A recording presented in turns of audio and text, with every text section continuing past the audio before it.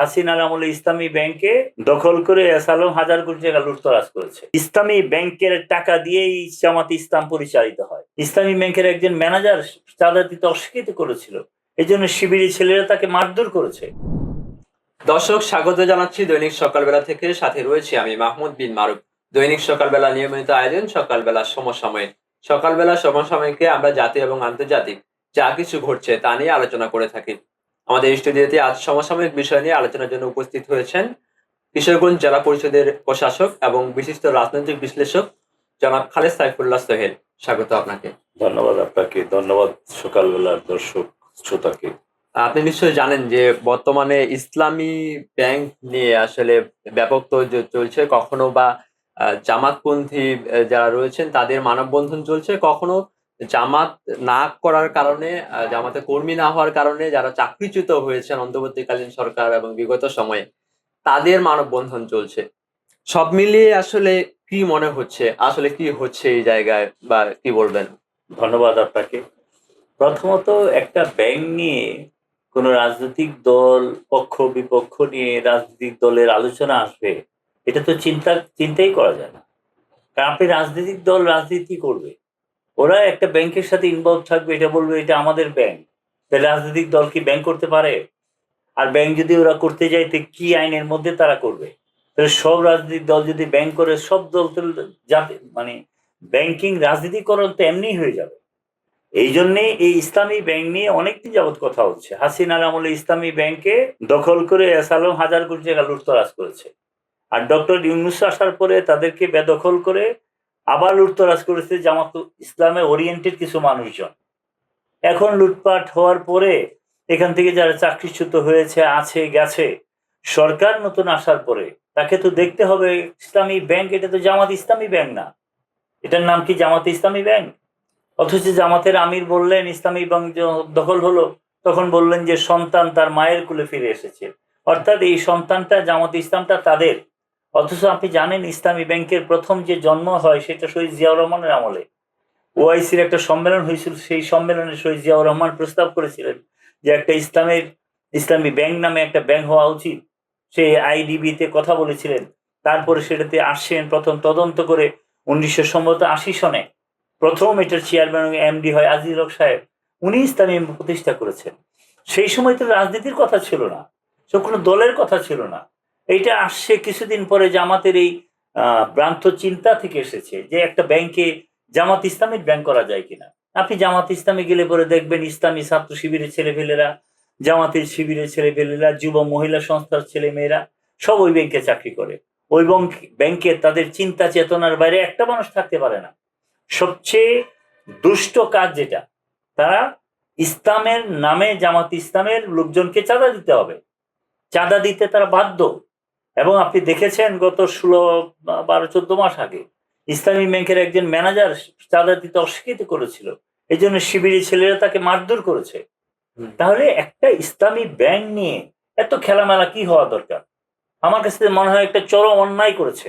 আজকে দেখলাম একটা গ্রুপ সেখানে মানববন্ধন করছে, তারা সেখানে দাঁড়িয়ে প্রতিবাদ করেছে আমি জামাতি ইসলাম না করার অপরাধের কারণে, শিবিরের সমর্থক না হওয়ার কারণে আমাকে চাকরিচ্যুত করা হয়েছে। কি জন্য রে ভাই?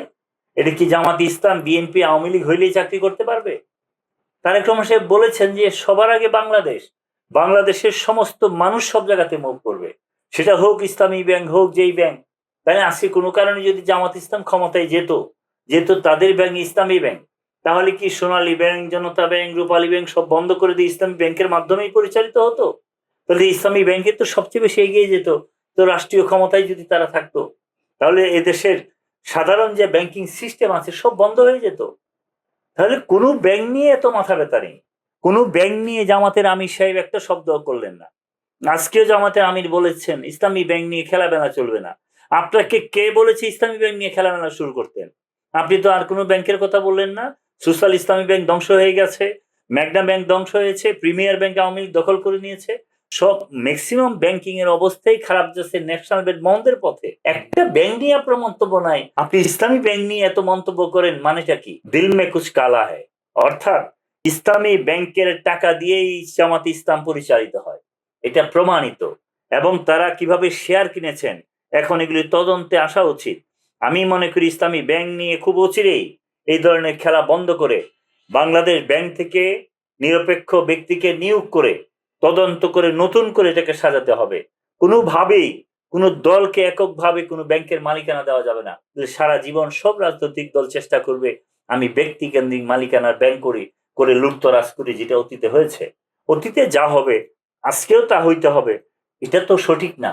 আর জামাতের আমিরের মতো লোক যদি এই কথা বলে, আর জামাতে ইসলাম যদি এই কথা বলে, তাহলে তাদের যে আদর্শ নীতির কথা বলে, এই যে আজকে একজন গ্রাহক বলতেছিল যে জামাতে ইসলামের লোকজন যদি তাদের সমর্থক না হয় তাদেরকে নাকি ভিক্ষাও দেয় না। আমার কাছে খুব কষ্ট লেগেছে।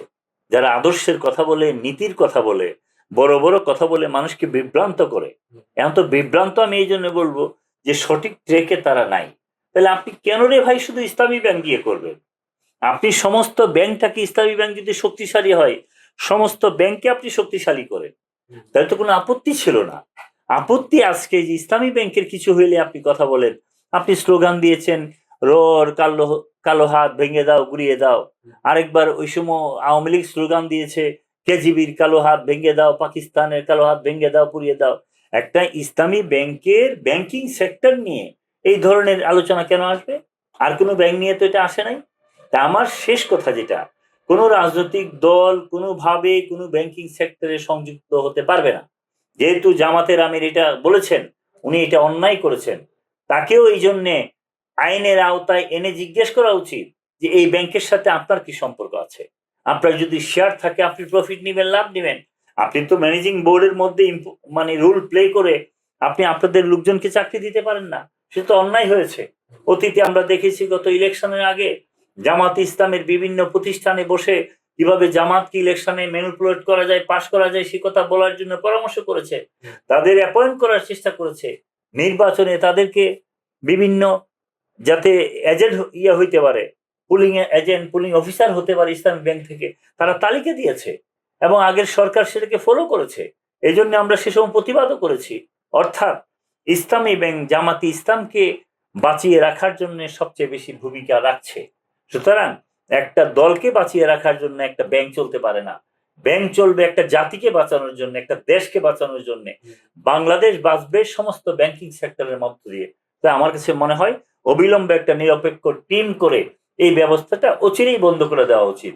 আর যাদেরকে অনিয়মতান্ত্রিক ভাবে চাকরিচ্যুত করা হয়েছে অবিলম্বে তাদেরকে চাকরি ফিরিয়ে দিতে হবে। আমি ব্যক্তিগতভাবে জানি আমাদের জাতীয়তাবাদী ছাত্রদল করতেন একটা ছেলে, সেই ইসলামী ব্যাংকে চাকরি নিয়েছিল। চাকরি নেওয়ার 3 দিন পরে আমাকে বলেছে যে ভাইজান আমাকে তো বদলি করে দিয়েছে অমুক জায়গায়, আমাকে বলেছে তুমি তো ছাত্রদল করতে, এই সেই। এটা আজ থেকে প্রায় 7-8 বছর আগের ঘটনা, আরো হয়তো আগে। তা আমি তো নিজে সাক্ষী এটা। এবং ইসলামী ব্যাংকে আমার অ্যাকাউন্ট ছিল, আমাদের অনেক অ্যাকাউন্ট ছিল, আমরা সরিয়ে নিয়ে এসেছি। কারণ এই ব্যাংকে একটা দলকে পিছন থেকে এরা তো সামনে আসতে পারে না, সামনে এসে কথা বলে না। ইদানিং প্রমাণিত হচ্ছে এটা জামাত ইসলামী এটার পিছনে নেপথ্যে সবকিছু করছে। এমন জানলে মানুষ তো এই ব্যাংকিং গুলোতে যেত না। মানুষ তো চায়, এই যে ন্যাশনাল ব্যাংক ধ্বংস হলো, এটা আওয়ামী লীগের নেতারা করেছে বলে আজকে ন্যাশনাল ব্যাংক ধ্বংসের শেষ সীমায় গেছে, গ্রাহকরা আজকে টাকা পাচ্ছে না। জামাত ইসলামের পিছনে যে এরা আছে, কোনো কারণে যদি প্রবলেম হতো তাহলে এই গ্রাহকরা যাইতো কোথায়? জামাত ইসলাম সবসময় ভালো দিন থাকবে এমন কোনো কথা আছে? মাঝখানে জামাত ইসলাম যখন প্রবলেমে পড়ে গেল আওয়ামী লীগের সময়, এই ব্যাংক তো তারাই এস আলমের হাতে তুলে দিয়েছে এবং তারাই তো শেখ সাহেবের নামের উপরে ফুটবল খেলার আয়োজন করেছে, সাব গেম আয়োজন করেছে, সেখানে তাদের 200-300 কোটি টাকা ডোনেট করেছে, করে করে তারা পিছন থেকে সেই কাজগুলো করেছে। আমার কাছে শেষ কথা যেটা, কোনো ব্যাংক নিয়ে কোনো গ্রাহকরা রাস্তায় নেমে দলীয়করণ করে এই চিৎকার করবে আর কোন দল তাদেরকে সমর্থন করবে, এটা চরম অন্যায়। আমি অনুরোধ করব আজকের সরকারকে যে এটাকে শক্ত হাতে দমন করতে হবে। ভবিষ্যৎ জীবনে কেউ যেন ব্যাংকিং সেক্টর নিয়ে এই ধরনের সমস্যার সৃষ্টি করতে না পারে। আর জামায়াতের আমিরকে আমি অনুরোধ করব, আপনি শুধু ইসলামী ব্যাংকের না, আপনি মনটাকে বড় করেন, আপনারা একটু উদার হন। ইসলামী ব্যাংকে শুধু আপনাদের লোক চাকরি করলে হবে না। আপনি একদিন বলেছেন আপনি হিন্দু লোকেরাও চাকরি দেন, মানে 1-2টা এক্সাম্পল দিয়ে বাকি সবটাকে জায়েজ করতে চান। 99% রেখে 1% হিন্দু ভদ্রলোকটা সামনে দিয়া এটাকে জায়েজ করবেন। এই যে গুপ্ত সুপ্ত চিপা থেকে এইগুলি কাজ করা, এগুলি ভাই ছেড়ে দেন, ওপেন পলিটিক্সটা করেন। ওপেন ব্যাংকের মতো চলতে দেন, তাহলে দেশও ভালো চলবে, জাতীয় ভালো চলবে, আমরা সমস্যায় পড়বো না। ধন্যবাদ আপনাকে একটা সমসাময়িক প্রশ্ন করার জন্য। ধন্যবাদ আপনাকে আপনাকে। আরেকটা জিনিস আমি উপস্থাপন করতে চাই, যে প্রশ্নটা আপনি করতে চেয়েছে, এই ইদানিং বিদ্যুতের দাম বেড়েছে, হুম, বিদ্যুতের কিছু হ্যাঁ, অল্প হ্যাঁ। স্বল্প দাম বেড়েছে। আসলে বিদ্যুতের বিলটা চরম ভাবে আমরা ভর্তুকি দিয়ে যাচ্ছি। হুম, এত ভর্তুকি যাচ্ছে গভর্নমেন্টের প্রথম থেকেই, হুম, কিন্তু এবার যখন দুঃসময় আসলো ১ টাকাও বাড়ানো হয় নাই। তো হুম, এখন আপনি যদি অ্যাডজাস্ট না করেন, প্রবলেম যেটা হচ্ছে সেটা হচ্ছে যে আমাদের সীমান্তে আমাদের ডিজেল, পেট্রোল এগুলো সব ইন্ডিয়া চলে যায়। কারণ হুম, ইন্ডিয়াতে দাম সাথে আমাদের দামের অ্যাডজাস্টমেন্ট নাই। হুম, এইজন্য অবশ্যই এটাকে অ্যাডজাস্ট করতে হবে, এবং ভর্তুকি দিয়ে এই জাতিকে বারবার চালানো যাবে না। হুম, আপনাকে স্টেবল পজিশনে চলে যেতে হবে। দেশটা তার স্বনির্ভর বাংলাদেশের স্বপ্নের মধ্যে দাঁড়াতে হবে। এইজন্য আমি যা খরচ করব তার সমপরিমাণ টাকা আমাকে পে করতে হবে। হুম, আপনি দেখেন, বিদ্যুতের দাম বাড়ানোর সাথে সাথে একটা ডিমান্ড চার্জের কথা ছিল, যেটা সেটা গ্রাহক বাতিল করা ভর্তুকি দিত, হয়েছে। সেটা বাতিল করা হয়েছে। হুম। সুতরাং আপনি বিদ্যুৎ বাড়িয়েছেন, আরেক দিক দিয়ে তো গ্রাহকের টাকা কমিয়েছেন। এবং সুতরাং শেষ এভাবেই পর্যন্ত অ্যাডজাস্ট করতে হবে। ৭৫ ইউনিট পর্যন্ত সরকার আসলে এই যে বিদ্যুৎ যেটা বৃদ্ধি করেছিল সেটা মওকুফ করেছে। মওকুফ করেছে। তাহলে আপনি দেখেন ৭৫ ইউনিট, দ্যাট মিনস গরিব মানুষগুলার উপরে প্রভাব পড়বে না। হুম, আপনি যখন এসি চালাবেন, আপনি আরামে থাকবেন, আপনি আরামে ঘুমাবেন, আপনি গভর্নমেন্টকে ট্যাক্স দিবেন না। আপনি হুম, অবশ্যই ইউনিট বাড়িয়ে দিয়ে তাদেরকে ক্লোজ করতে হবে। তাইলে আপনি দেখবেন বিদ্যুতের খরচও কমে আসবে। সবাই স্বাবলম্বী হইতে পারবে। স্বনির্ভর বাংলাদেশের দিকে এই দেশটা এগিয়ে যাবে। ধন্যবাদ আপনাকে। ধন্যবাদ আপনাকে। নিশ্চয়ই আমরা পরবর্তীতে আরো কোনো এপিসোড নিয়ে কথা বলব। ততক্ষণ পর্যন্ত ভালো থাকবেন।